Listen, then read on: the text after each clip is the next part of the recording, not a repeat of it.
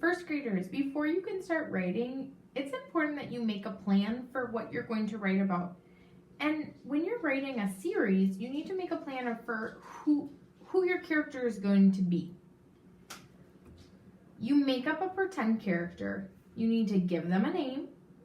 You need to imagine an adventure they might go on, and then you're able to start writing about them.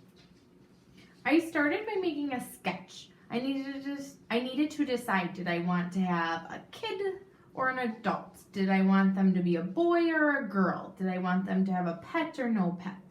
In this case, my character is Gretchen, and Gretchen is a girl.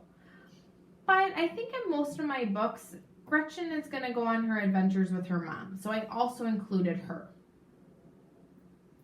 Then I was able to start thinking about, well, what do I know about Gretchen? I know Gretchen's going to like the outdoors, so I'm going to have some books where she's outside. Gretchen likes to help her mom, and so in a lot of my stories, I'm going to make sure Gretchen is helping her mom. And then I think I'm going to give Gretchen a little brother, and his name is going to be Sam. So in some of my books, we're going to see Sam in the story. After I design my character and I give him a name, and I think about some of the things my character might like, I'm able to start planning the adventures they might go on. And we're writing realistic fiction stories, which means these stories feel real. They're real problems that you might go on or a family member might go on. So if Gretchen is a kid, I'm not going to see Gretchen driving a car in one of my books because that's not something kids do. And if Gretchen is a kid, I'm not going to see her having superpowers like being able to fly because real people can't do that.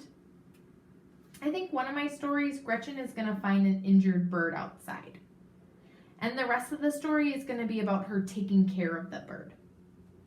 In a different story, I'm going to write about how Gretchen twists her ankle at the beach.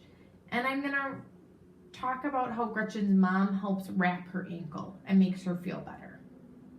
And in a different story, I'm going to talk about how Gretchen hears a strange noise coming from her tree house and how she investigates to see what's inside the tree house.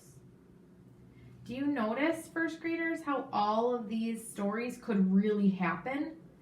You could really find an injured bird outside. And you could really twist your ankle when you're at the beach. And you could really hear a strange noise somewhere that might scare you. Just like I make my characters feel real, if I want to give my character a pet, that pet needs to seem real.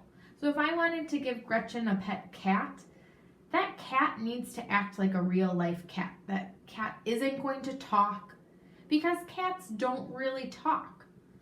That cat is going to do things that I would really see happening. Like I might see it getting stuck in a tree, or I might see it running out of the house. I might see it playing with a cat toy. When you're making this plan, you want to make sure that your characters feel real and they get into real problems.